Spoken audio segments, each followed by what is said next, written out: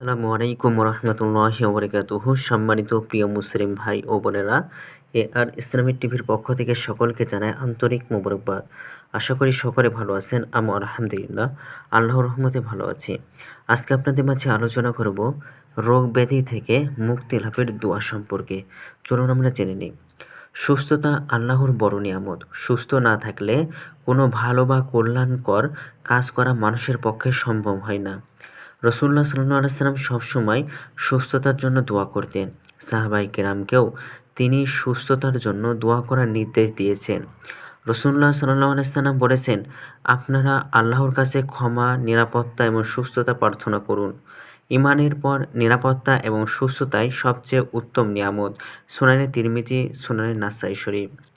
ইবনে আব্বাস রাদিয়াল্লাহু তাআলা আনহু থেকে বর্ণিত রয়েছে, এক বেদুইন রাসূলুল্লাহ সাল্লাল্লাহু আলাইহি সাল্লামকে জিজ্ঞাসা করেছিল, ৫ ওয়াক্ত নামাজের পর কি দোয়া করব?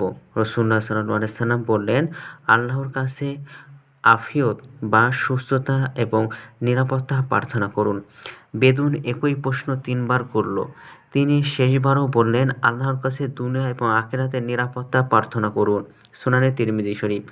আরেকটি বর্ণনায় এসেছে, রাসূলুল্লাহ সাল্লাল্লাহু আলাইহি সাল্লাম বলেছেন, আল্লাহর কাছে সবচেয়ে প্রিয় দোয়া হলো আফিয়ত বা সুস্থতা এবং নিরাপত্তার দোয়া। সুনানে তিরমিজি শরীফ। এই ভিডিওর মাধ্যমে আমরা সুস্থতার জন্য ৩টি দোয়া উল্লেখ করতেছি। ১ নম্বর হলো দুরারোগ্য ব্যাধি থেকে আশ্রয় প্রার্থনা করে রাসূলুল্লাহ সাল্লাল্লাহু আলাইহি সাল্লাম দোয়া করতেন, আল্লাহুম্মা ইন্নী আউযু বিকা মিনাল বারসি ওয়াল জুনুনি ওয়াল জুযামি ওয়া মিন সাইয়্যিল আসকাম। হে আল্লাহ, আমি শ্রেদ, পাগলামি, কুষ্ঠ এবং ঘৃণ্য রোগগুলো থেকে আপনার আশ্রয় প্রার্থনা করছি। সুনানে আবু দাউদ, সুনানে নাসাই শরীফ।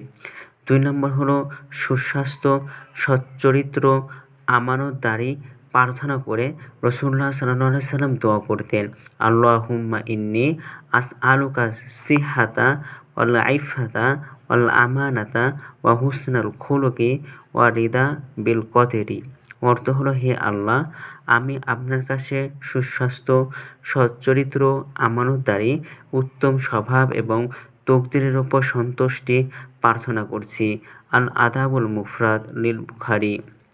৩ নম্বর দোয়া হলো সকাল এবং সন্ধ্যায় নবীজি সাল্লাল্লাহু আলাইহি সাল্লাম দোয়া করতেন, বিসমিল্লাহিল্লাযী লা ইয়াদুররু মা ইসমিহি শাইউন ফিল আরদি ওয়ালা ফিস সামাই ওয়া হুয়াস সামিউল আলীম।